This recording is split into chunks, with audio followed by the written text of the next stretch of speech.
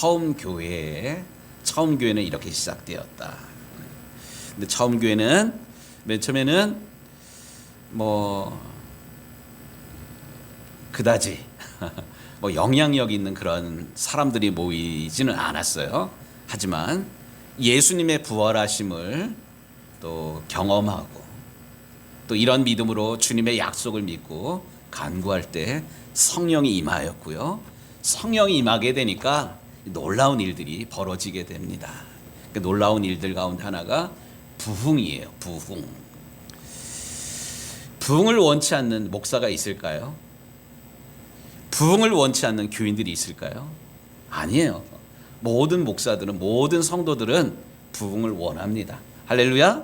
예. 그런 의미에서 우리가 다음 주에 부흥회를 하는데, 이 부흥회가 뭘까요? 부흥이 뭘까요? 또 부흥이 우리가 원하는 부흥이랑 하나님이 원하는 부흥이 그대로 같을까요? 우리 하나님께서 원하시는 부흥은 무엇일까? 우리는 사도행전 말씀을 통하여서 우리 하나님께서 기뻐하시는, 하나님께서 부어주시는 부흥이 무엇인지, 어떠한 것인지를 이 사도행전 2장의 말씀을 통해서 우리가 분명하게 또 확실하게 우리가 알게 되고요. 또 우리가 사모하면서 우리 교회에게, 우리 세대에게 부어주실 하나님의 놀라운 부흥을 체험하는 또 증인들이 되기를 간절히 소원하며 축복합니다. 부흥이라는 것을 그 영어 단어로 이렇게 찾아보니까 리바이벌 이러더라고요. 리바이벌. 영어 단어 가운데 앞에 리자가 붙으면 다시 이런 개념이에요. 다시. 리바이벌. 그러니까 이거는 비바 살아있다 이런 뜻인데, 다시 살린다, 재생한다, 소생한다, 회복한다, 다시 일으킨다, 이런 뜻입니다. 우리가 지금 사도행전 2장 말씀을 계속 이어가고 있습니다. 사도행전을 성령행전이라고 이야기합니다. 성령행전.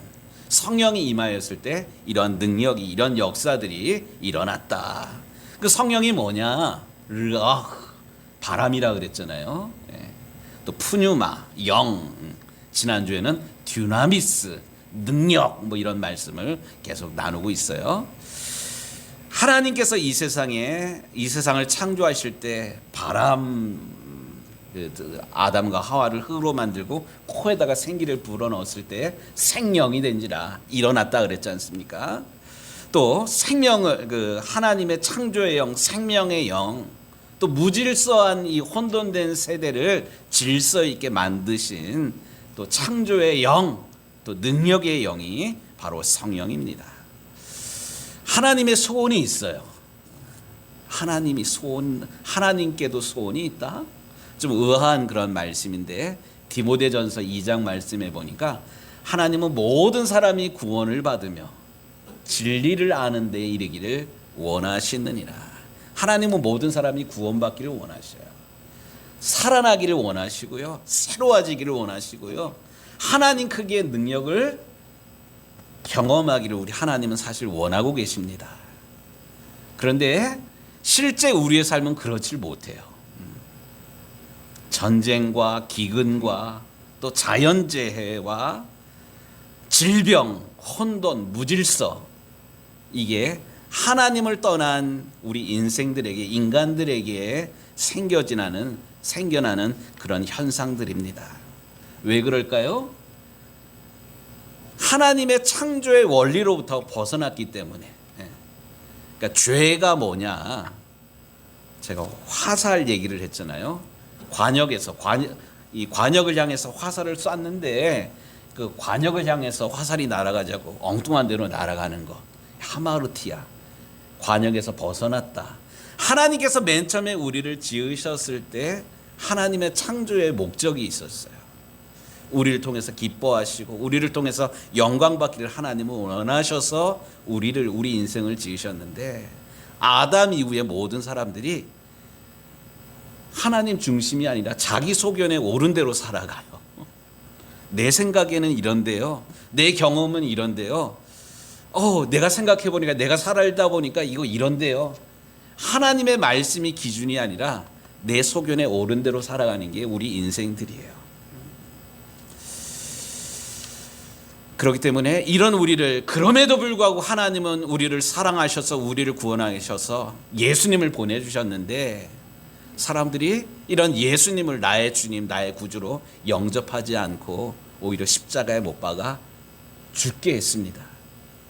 베드로도 믿음이 없을 때는 예수님이 하나님의 아들이신 거를, 또 귀한 분임을 모르다가 나중에 예수님 돌아가신 다음에 부활하신 예수님을 만나고는 그 다음에 바른 믿음이 생겨서 이 담대하게 베드로가 고백했던 것처럼 주는 그리스도시요 살아계신 하나님의 아들입니다라는 분명한 그런 믿음 가운데 거하게 되고요.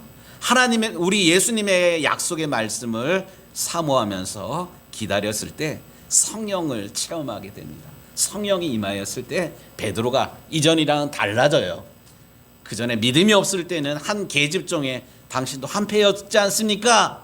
이 말에 두려워가지고 모른다라고 막 저주하면서 부인을 했는데, 이젠 담대하게 사람들 앞에 나가가지고 우리가 십자가에 못 박아 죽게 한 이가 율법 없는 사람들의 손을 빌려서, 로마 사람들의 손을 빌려서 우리가 십자가에 못 박아 달려 죽게 한 이가 바로 하나님의 아들이셨다. 이 베드로가 담대하게 설교할 때 사람들이 마음이 움찔합니다. 베드로가 많이 배운 사람이 아닌데, 그전에는 겁쟁이였는데 베드로가 어떻게 담대하게 이렇게 나가서 설교할 수 있었습니까? 성령이 임하였기 때문에 가능했던 그런 것입니다. 이런 베드로의 설교를 듣고 사람들이 마음이 찔려서 그러면 우리가 어떻게 할고 어찌할고 합니다. 이때 베드로는 분명하고도 명확하게 얘기를 합니다. 뭐라고 얘기를 했습니까? 오늘 읽었던 그런 말씀 38절, 베드로가 이르되 너희가 회개하여 각각 예수 그리스도의 이름으로 세례를 받고 죄 사함을 받으라. 그리하면 성령의 선물을 받으리니. 베드로는 이 기회를 놓치지 않고 담대하게 전도하고 예수 그리스도의 복음을 전하였어요.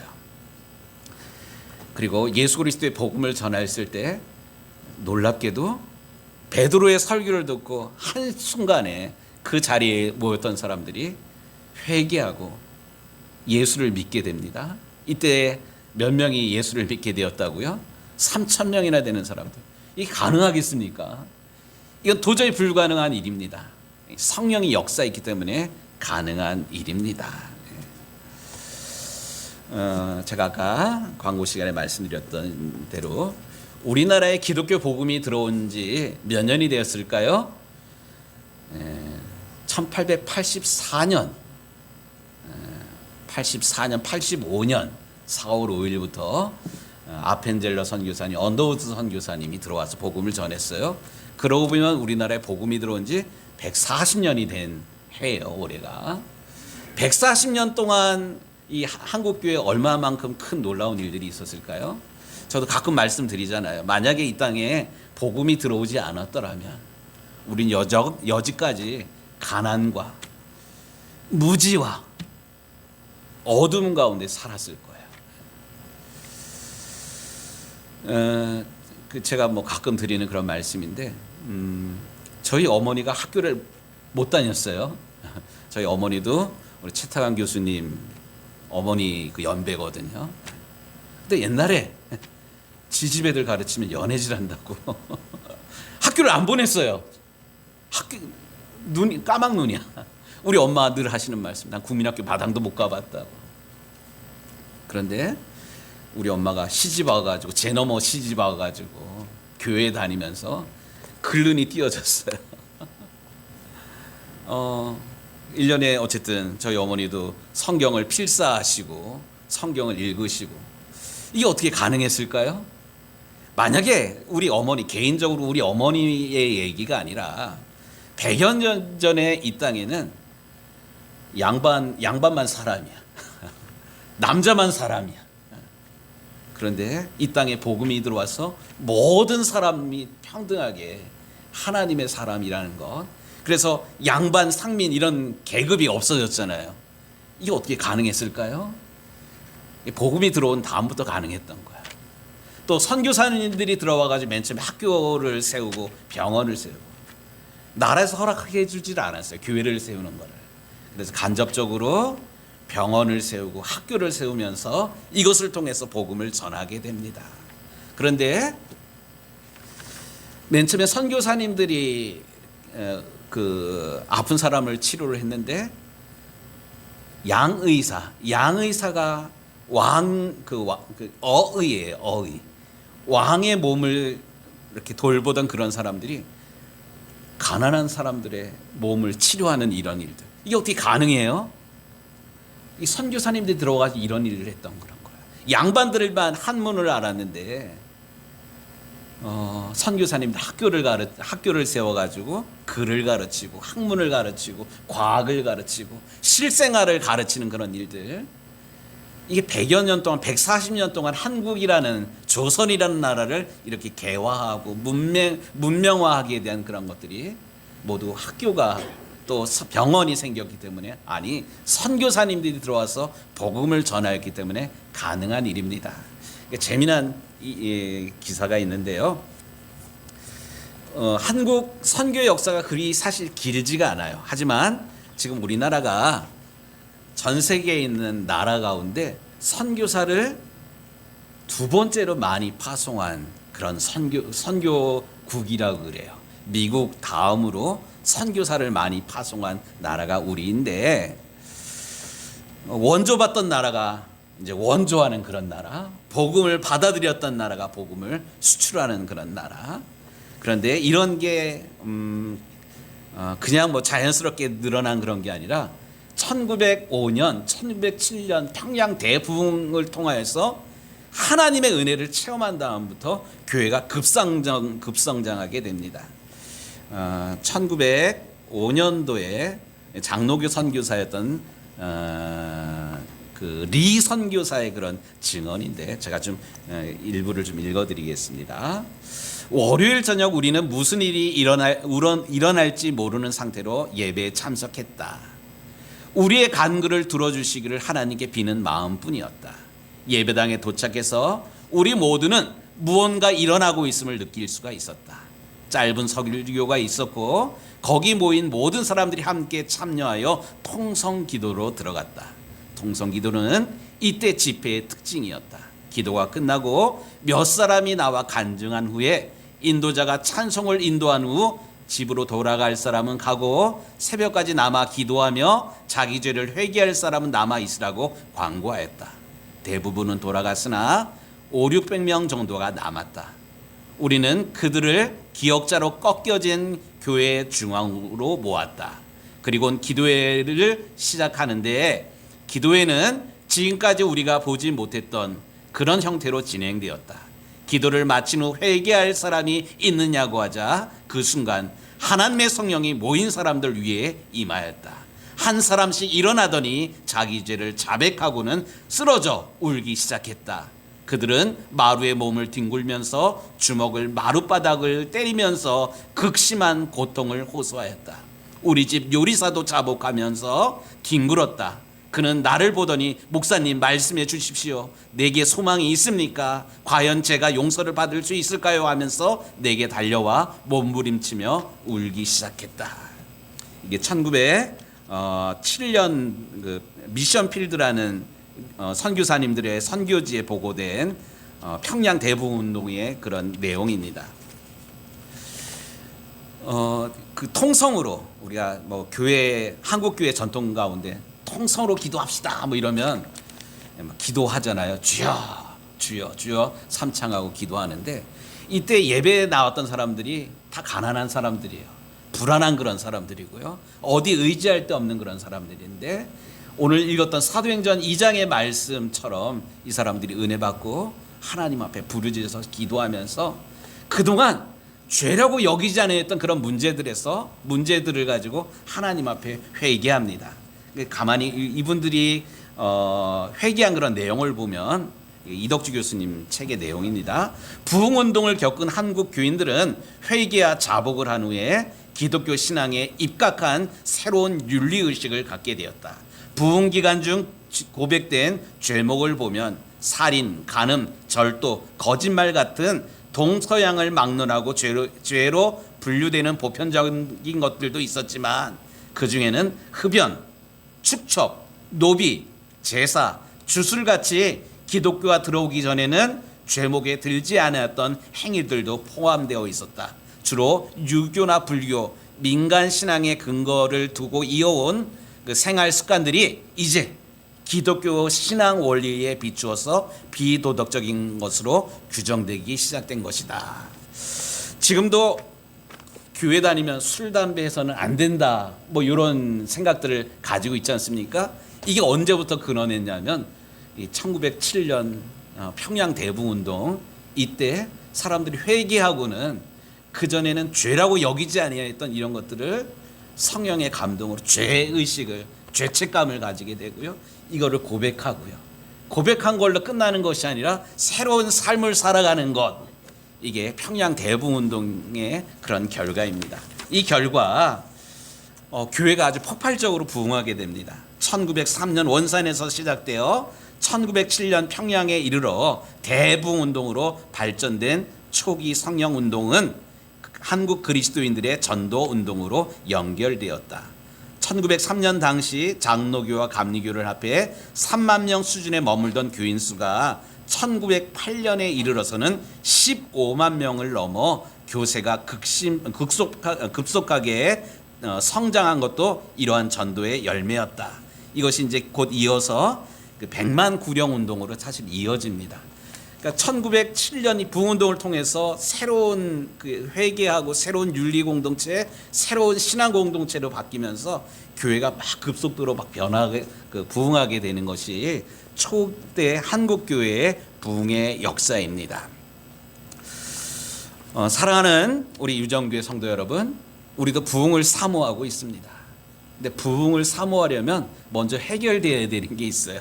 오늘 사도 베드로가 우리가 어찌할꼬 했을 때 사도 베드로가 선포한 그런 게 있지 않습니까? 어떻게 해요? 회개하여 예수 그리스도의 이름으로 세례를 받고 그러면 너에게 성령을 선물로 주시리라.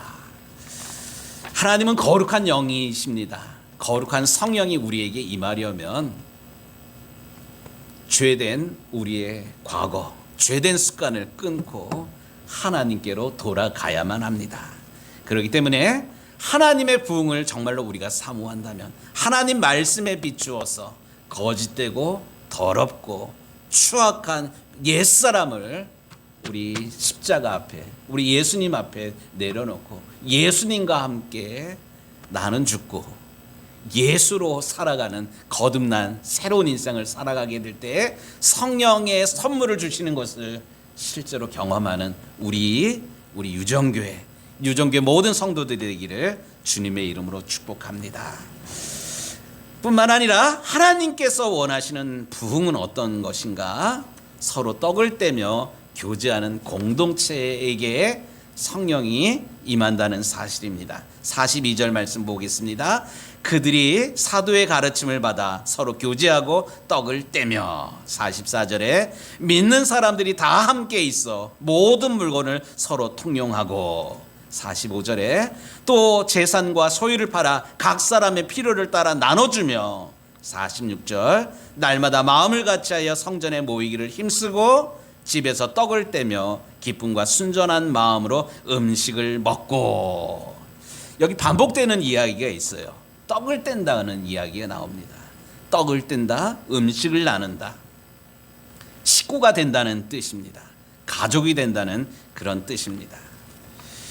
여러분들 가족들이 있죠. 우리 김동환 성도님 오늘 누님들 이렇게 만나서 반갑잖아요. 같이 예배도 드리는데 우리 김동환 성도님은 누님 1년에 몇 번 만나요? 3번, 뭐 많아 3번, 4번. 저희도 그래요. 6남매인데 가족들, 형제들 많아야 뭐 4번 정도 이렇게 만나요. 그런데 그러면서 우리는 가족 형제라고 얘기해요. 근데 우리는 보십시다. 우리 김복인 권사님 저 몇 번 만나요? 수도 없죠. 일단 52번, 52주 만나요. 또 수요일 날도 만나고 금요일도 만나고 또 새벽에도 만나고. 예, 가족들을 이렇게 만날 수가 없어요. 오늘날. 근데 우리는 이렇게 주 안에서 이렇게 자주 만나요. 근데 자주 만나는 것도 기쁜 일이지만 우리는 만나서 그냥 헤어지질 않아요. 헤어지기 전에 꼭 밥을 먹고 헤어져요. 제가 우리 친구들한테 자랑하는 것 중에 하나가 뭐냐면 우리 유정교회는 밥이 맛있다. 최태원 교수님 우리 밥 맛있죠? 예, 밥 맛있어요. 예. 그런데 이 밥이 어떻게 만들어지나? 우리 재정부에서 우리 문양 원사님이 이걸 잘 아시는데 우리 조별로 식사 당번을 이렇게 하잖아요. 그 조별로 식사 비용이 얼마가 나갈까요? 우리 어머니, 최태환 교수님 어머니 얼마 나가면 20명 밥 먹을 수 있을까요? 우리는 3만 원밖에 못 줘요. 3만 원밖에 못 받는데 놀라운 거는 다 배불리 먹고 맛있어요. 싸가기도 해요. 우리 김동환 성도님 반찬 싸가잖아요 요즘요. 그게 얼마짜리예요? 이 3만 원 가지고 사람 20명이 밥을 배불리 먹고도 남아가지고 싸가요. 이게 어떻게 가능해요? 3만 원 가지고는 안 돼요 이게.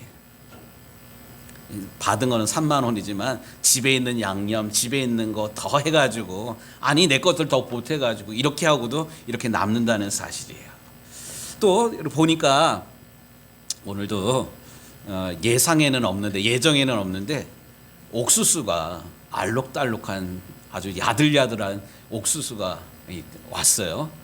우리 오늘 아침에 비가 내렸는데 우리 장로님 가족들이 밭에 가가지고 옥수수를 한 자루를 따가지고 와가지고 옥수수 삶아가지고 먹어야겠다. 기대하시라. 이게 어떻게 가능을 하냐면 니께 내께가 없는 그런 거예요. 제가 시골에서 저도 물론 시골 사람이지만 시골에서 목회하면서 이런 재미가 있어요. 첫 열매라고 가져오고 우리 안민성 권사님 몸이 좀 불편하신 그런 분인데 엊그저께는 참외랑 수박이랑 복수박이라는 그런 거 있잖아요. 교인들이랑 나눠 먹겠다고 이게 가지고 오신 그런 거예요. 이게 내 가족처럼 교인들을 그냥 일주일에 한 번 만나는 누구 이런 게 아니라 가족처럼 나눠 먹는 이게 초대교회의 모습입니다. 저희가 음식만 나누는 게 아니라 밥을 나누면서 받은 은혜를 나누고 사랑을 나누고 서로를 사랑하는 신뢰의 마음을 나누고 아픔도 나누고 기도 제목을 나누고 서로의 인생을 축복하는 이런 놀라운 마음들을 나누는 게 정말 하나님께서 기뻐하시는 초대교회의 그런 모습, 하나님께서 기뻐하시는 우리 유정교회의 모습이라고 생각을 합니다. 특별히 45절에 각 사람의 필요를 따라 나눠주며라는 단어가 무척 중요한 그런 단어인데요. 우리 영상 좀 하나 좀 은택 집사님, 영상 좀 준비 좀 해주세요.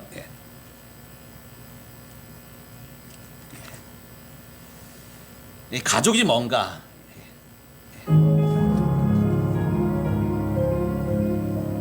아버지가 타는 휠체어를 치워버린 거예요.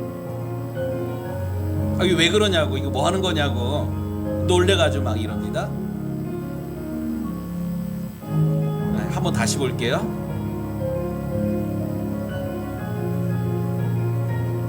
자녀들인 것 같아요. 불편한 아버지를 위해서 한 몸이 되어가지고 이렇게 같이 걸어주는 거야. 좋아요. 저희가 그렇다고 우리 안민성 권사님 불편한데 우리가 이렇게 하자는 그런 얘기는 아니에요. 각 사람의 필요가 뭔지, 어떤 사람 지금 마음이 무척 아픈 사람이야. 가족이면 같이 아파하는 그런 거예요. 아파하는 마음으로 같이 있어주고 옆에 있어주고 불편한 그분의 손이 되어주고 발이 되어주는 것. 이게 하나님께서 기뻐하시는 이 공동체의 그런 모습이라고 여겨집니다. 바로 초대교회가 부흥하는 교회가 될 수 있었던 것은 각 사람의 필요를 따라 나눠주는 가족의 마음을 가지고 있었기 때문에 하나님께서 이런 초대교회를 하나님께서는 부흥케 하셨던 줄로 믿습니다. 뿐만 아니라 부흥하는 교회는 중요한 것 한 가지만 더 나눌게요. 같은 마음으로 예배를 드렸다는 사실이에요. 42절 서로 교제하고 떡을 떼며 오로지 기도하기를 힘쓰니라. 47절 하나님을 찬미하며 또 백성에게 칭송을 받으니 43절 사람마다 두려워하는데 사도들로 말미암아 기사와 표적이 많이 나타나니 47절 주께서 구원받는 사람을 날마다 더하게 하시니라. 아멘. 요즘 많은 목사님들이 부흥을 이야기하면서 부흥하는 교회는 두 날개로 날아오른다, 두 날개로 부흥한다 이런 얘기를 해요. 두 날개가 뭘까요? 하나는 예배예요. 예배. 물론 예배가 은혜로워야 돼요. 저희 유정교회는 여러분들 보셔서 알지만 반주자가 없어요. 요즘 시골 교회가 이래요. 그렇다고 뭐 무반주로 예배하냐? 요즘 인터넷이 얼마나 좋은 시대입니까? 인터넷이라도 이용해야 돼. 반주자가 생길 때까지. 뜨겁게 찬양하고 은혜로운 찬양 같이 따라 부르고, 또 말씀이 그냥 뭐 교리적인 그런 말씀일 뿐만 아니라 제가 기도하면서 말씀 준비하는 가장 기도하면서 말씀 준비하면서 가장 신경을 쓰는 게 뭐냐면 우리 성도들의 귀에 들리도록 하는 설교를 준비해서 선포하려고 합니다. 뭐 들려야지 믿어야지 또 깨달아지고 부르짖게 되지 않습니까? 이런 우리 교회의 예배를 위해서 여러분들 사모하는 마음으로 부족하지만 그럼에도 불구하고 은혜 받는 데 집중하는 우리 유정교회가 되기를 원합니다. 근데 한 날개가 또 있어요. 예배만 은혜로워서는 안 돼요. 목사가 설교만 잘한다고 부흥하는 교회가 아니에요. 또 다른 날개가 있는데 그 날개는 소그룹입니다. 우리식으로 얘기하면 속회. 한 사람이 교회에 나와서 정착을 하려면 물론 목사가 설교 준비 잘해야 되고 예배 모든 시스템들이 잘 이렇게 조직적으로 잘 돌아가야 돼요. 그런데 목사 설교 때문에 예배 나왔던 사람은 교회 정착을 안 해요. 목사가 맨날 홈런 칠 수는 없잖아요. 맨날 은혜 받을 수는 없잖아요. 요즘 라디오에 텔레비전에 은혜로운 설교하는 교회들이 얼마나 많아요. 그런데 설교만 가지고는 믿음이 자라질 않습니다. 교회에 속해가지고 공동체에 속해서 선교회에 속해가지고 같이 땀 흘리면서 으쌰으쌰 해야지만 내 교인이 될 수가 있어요. 사람이 낯선 교회 가가지고 정착을 하려면 평균 7사람을 만나야지 사귀어야지만 그 교회가 내 교회가 된다고 합니다. 이게 소그룹이에요. 소그룹 활동. 네, 오늘 이제 사도행전에 나오는 이 교회가 부흥했던 것은 함께 은혜를 받는 그런 것뿐만 아니라 함께 떡을 떼면서 함께 활동하면서 하나님께서 부어주시는 부흥을 경험했기 때문에 하나님께서 날마다 구원받는 사람들을 더하여 주셨습니다. 저는 우리 유정교회 기도 제목이기도 합니다. 예배도 은혜롭게 드릴 뿐만 아니라 음식도 맛있게 나눌 뿐만 아니라 서로에게 관심 갖고 또 예배당으로 찾아 나온 사람들의 이야기를 들어주면서 한 가족이 되어서 그들에게 힘주고 그들과 사랑하면서 권면하면서 힘을 주면서 우리 유정교회가 해야 되는 그런 사역들이 있습니다. 사명들이 있습니다. 같이 땀 흘려 일하면서 자라날 때 하나님께서 우리 유정교회를 더 부흥케 하실 줄로 믿습니다. 우리 모두 하나님께서 이렇게 부어주시는 놀라운 부흥의 간증자들, 하나님을 경험하는 증인들이 되기를 주님의 이름으로 축복합니다.